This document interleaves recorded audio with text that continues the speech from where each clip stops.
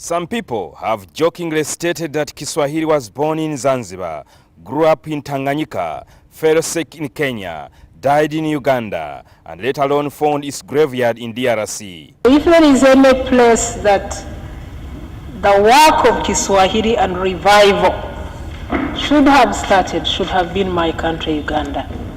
Some people say it's not true. Kiswahili was not killed in Uganda. Kiswahili has resurrected in Uganda. There is a lot that's happening in Uganda. A lot of literature. Within 1 year, there are over 6 literature books that have come up to Uganda. Research conducted by the East African Community Kiswahili Commission based in Zanzibar reveals that Kiswahili is ranked among the top 6 languages spoken all over the world. The Executive Secretary of the Kiswahili Commission, Prof.Kenneth Simala, who is a Kiswahili expert, revealed that though the people of Zanzibar and the mainland Tanzania are good in Kiswahili, they cannot teach it to the rest of the East Africans and beyond due to their inability to speak a second language. But to teach a language to a foreigner, you need another language. You cannot teach Kiswahili to a Chinese without having an intermediary language. When I shared this with our findings about Uganda, people couldn't just believe that Uganda has more than enough teachers of Kiswahili, that Uganda can export teachers of Kiswahili. It's shocking because in Parliament it was reported that Uganda doesn't have teachers, which is not true. The only problem is that there is leakage. Because of attitude, findings were shocking.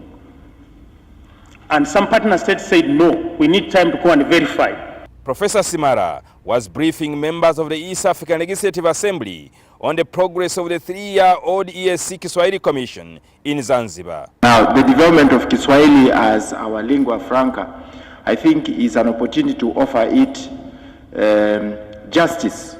I would pass a policy that if you ever get a job in Tanzania, you must be fluent in Kiswahili. So we must begin with the young people in schools. Kiswahili is being taught in more than 150 universities in America. But how many East Africans teach in those universities? There are less than 15 Tanzanians teaching Kiswahili. However, the East African Community and the African Union have all adopted Kiswahili as the official language for the regional blocks. During the opening of the Assembly's rotational sitting in Zanzibar this week, President of the Revolutionary Government of Zanzibar, Ali Muhammad Shein, emphasized the need to promote Kiswahili as a tool for the East African integration. And the word Kiswahili and Mswahili reflects the life of people of Zanzibar.